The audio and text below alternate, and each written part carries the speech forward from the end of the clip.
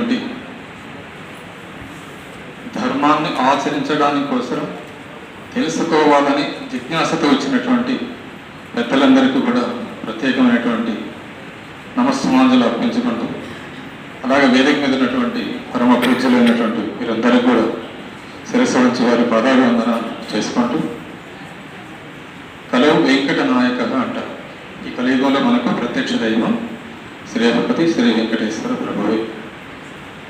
వారి పరమ భక్తుడు, వాగ్గేయకారకుడు, పదకవిత పితామహుడు, ద్రవిడాగమ సార్వభౌముడు అయిన శ్రీమాన్ తాళ్లపాక అన్నమాచార్యుల వారు ఇప్పుడు మనం ఏ విధానం అయితే ఆలోచిస్తున్నామో అటువంటి సమాజ ఉద్ధరణ కోసం సుమారు 600 సంవత్సరముల క్రితమే ఆలోచించాడు ఆయన. నేటి చదువుల విధానం ఎంతసేపు అయినా యూత్ బాగలేదు అని మాత్రమే అనగలుగుతున్నామే కానీ తల్లిదండ్రుల ప్రవర్తన ఎందుకు బాగలేదని అనలేకపోతున్నాను. తల్లిదండ్రులని ఒక టైటిల్ తీసుకున్నంత మాత్రాన పవిత్రులమా? ఎందుకు సార్ ఆత్మపరీక్ష చేసుకోవడం? నీ కడుపులో పుట్టిన బిడ్డ నీ మాట కాదని ఎట్లా ప్రవర్తించగలడు? తప్పు నీలోనే ఉంది. అది మనం ఆ పరిణామాన్ని గుర్తించాలి. ఎక్కడుంది లోపం అంటే, నువ్వే అతనికి శత్రుత్వం నేర్పిస్తున్నావు, నీవే అతనికి కోరికలు పుట్టలు అల్లిస్తున్నావు. మరి వాడు ఎలా తయారవుతాడు? వాడింటికి వెళ్ళొద్దు, వీడితో మాట్లాడద్దు, వీళ్ళందరూ మన శత్రువు. ఇవన్నీ నేర్పించేది ఎవరు? పిల్లలకు మనమే కదా.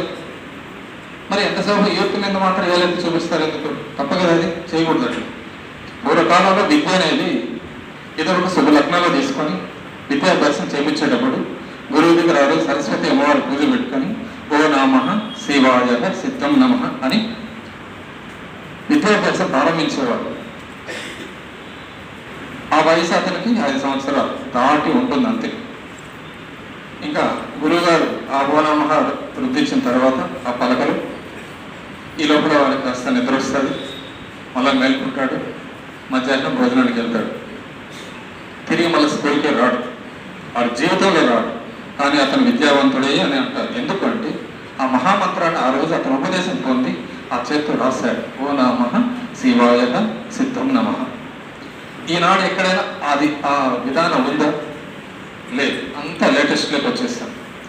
ఈ విధానాన్ని గురించి అన్నమయ్య గతంలో 600 సంవత్సరాల క్రితం ఏం చెప్పాడంటే, తనకేడ చదువులు తనకేడ శాస్త్రాలు, మనసు చెంచల బుద్ధి మానేన, బుడ్డి కుక్క సంతకపోయి తిరిగిన, తుట్టు పెట్టేగాని దొరికిన, జట్టు మానవుడు చదువ బడ్డివారుగాక, దేవదూషకుడు తిరిగేటి వానికి దేవతాంతరము తెలిసిన. ఇంకెంతకంటే మించి ఇంకేం చెప్పాలి? కాబట్టి మన ధర్మం ఇది ఎంతసేపు మన భారతదేశం అనుకోవడం కంటే ఇది విశ్వవ్యాప్తమైనటువంటి ఈ భూమండలానికి యావత్తుగా కూడా చెప్తారు మహాత్ములు చెప్పేటప్పుడు. ఎంతసేపు మనమే మాటలు వేసుకొని మాట్లాడడం కరెక్ట్ కాదు. ఈనాడు చెప్పాలంటే భారతదేశంలో ఉన్నటువంటి డిసిప్లిన్ కంటే కూడా ఇతర దేశాలు చాలా ఎక్కువగా ఉంది. జర్మనీలో శనివారం అయిందంటే ఆదివారాన్ని కావచ్చు, యజ్ఞయాగాలు కావచ్చు, సమిధులన్నీ సమకూర్చుకొని వారే స్వయంగా రుద్రమంత్రాలతో యాగాలు చేస్తున్నాం. మనం శనివారం మధ్యాహ్నం నుంచి ఆదివారం వ్యసనాలకు డ్యూటీలు కూడా ఎక్కువ వచ్చి ఆ పనులు చేసుకుంటున్నారు. ఇప్పుడు తప్పెవరిది? ఎందుకు ఇతర దేశాల గురించి మనం తక్కువ అంచనా ఇవ్వాల్సిన అవసరం లేదు, మనం పొగుడుకోవాల్సిన అవసరం కూడా లేదు. మనం వదిలేస్తున్నాము, మాటలు మాత్రమే మాట్లాడుతున్నాం తప్ప క్రియలకు వచ్చేటప్పుడు అన్ని వెనక్కి వస్తున్నాం. ముఖ్యంగా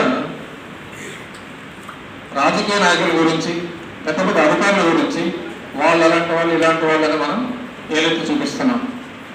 దానికి కారణం ఎవరు? మనమే కదా. ఇప్పుడు ఎలక్షన్ వచ్చిందంటే వాళ్ళు ఏమి ఇస్తారు, వీళ్ళు ఏమి ఇస్తారని ఎదురు చూస్తూ నువ్వు ఓటేసిన తర్వాత అతను అడిగేటువంటి హక్కు నీకు ఎవరు ఇచ్చారు? మరి ఎందుకు ఈ ఆత్మ పరిశీలన చేసుకోవడం లేదు? కాబట్టి అవన్నీ వదిలేసి ఎవరికి వాళ్ళుగా బాగుండాలి అని అనుకొని, ముఖ్యంగా యూత్ బిడ్డల పైన మనం జాగ్రత్త వహించి ప్రతి చోట్ల కూడా ఒక పురాణ విషయం అనేది జరగాలి. తల్లిదండ్రులు బిడ్డలు ఇంటికి వచ్చిన తర్వాత భోజనం చేస్తారు, రాత్రులు పడుకుంటాం. ఒక అరగంట సేపు రామాయణంలో రావణుడి గురించి చెప్పండి, భారతంలో ధర్మరాజు గురించి చెప్పండి, పాండవుల గురించి చెప్పండి, కర్ణుడి గురించి చెప్పండి. ఏ ఒక్క గొప్ప విషయం జరగాలన్నా అది కేవలం త్యాగం చేత మాత్రమే జరుగుతుంది తప్ప ఉత్తత్త మాటలతో ఏమీ జరగదు.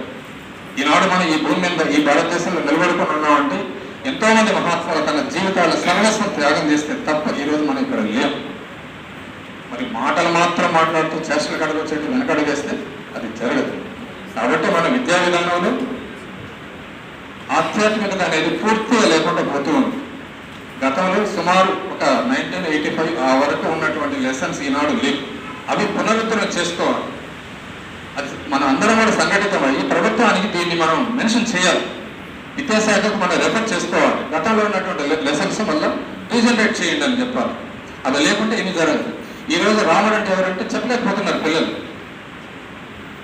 ఎందుకు ఆ క్యారెక్టర్స్ అనేది అందులో ఉంది. రాముడు ధర్మాన్ని తల్లిదండ్రుల చేత జరిపించుకున్నటువంటి వాడు. ఆయన నన్ను జయించి రాజ్యాన్ని ఆక్రమించుకోవాలంటే లేదు లేదు, నువ్వు ఇచ్చిన మాటను మనం నిలబెట్టుకోవాలి, అమ్మకి ఇచ్చిన మాట నిలబెట్టుకోవాలని. నేను అరణ్యవాసమైన అయోధ్య నాకు రెండో ఒకటే, నేను అరణ్యవాసం పాలిస్తాను, నా తమ్ముడు భరతుడు ఇక్కడ పాలిస్తాను, నువ్వు బాధపడతాను. తండ్రి చేత ధర్మాన్ని ఆచరింపజేసినటువంటి పాత్ర రాముడు యొక్క పాత్ర. మరి ఆ విషయాన్ని బిడ్డకి చెప్పిస్తే వాడు పాటిస్తాడు కదా. మరి ఇంతకుముందు చిన్న బిడ్డలు ఎదురు శ్లోకాలు చెప్పారు, వాడు పలకరిస్తే వాళ్ళు ఎంత యాక్టివ్గా ఉన్నారు. ఆ బిడ్డకు అదే పద్ధతిలో నడిపిస్తే భవిష్యత్తు తనతో పాటు ఇతరులు కూడా అదే విధంగా అభివృద్ధి అవుతారు. కాబట్టి పిల్లలు ఎక్కడ కూడా తప్పు అనేది లేదు. ఆ తప్పు అంటే తల్లిదండ్రులు గురువులే. గురువులకు కూడా రెండో పాయింట్, తల్లిదండ్రులది ప్రధానం. నీ కడుపులో వాడు పుట్టాడు, వాడి కడుపులో నువ్వు పుట్టలేదు, నీవే అతను పాడు చేస్తున్నావు. కొన్ని స్కూళ్ళల్లో పిల్లలు పొరపాటు చేసి తల్లిదండ్రులు పిలిపించి చెప్తే వాళ్ళు గురువుల మీదకి రచ్చకపోతున్నారు.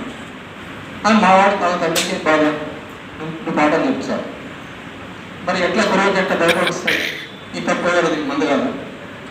కాబట్టి మనం చేయాల్సింది ముందు మంచి విషయాన్ని బిడ్డలకు మనం చెవులు అప్పుడప్పుడు వేస్తున్నారు. వేదం కూడా అదే చెప్తారు, జిహ్వామే వధవోత్తమ కర్ణాభ్యాం భూడి విస్తృవం.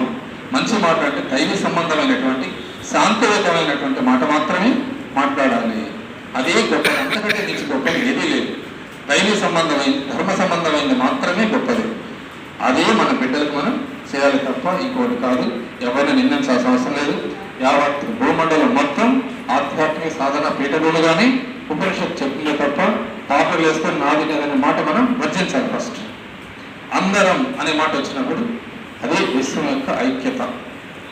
అది కావాలని కోరుకుంటూ అందుకోసం మనం చెప్పాను విధానాన్ని ఏర్పాటు చేస్తాం.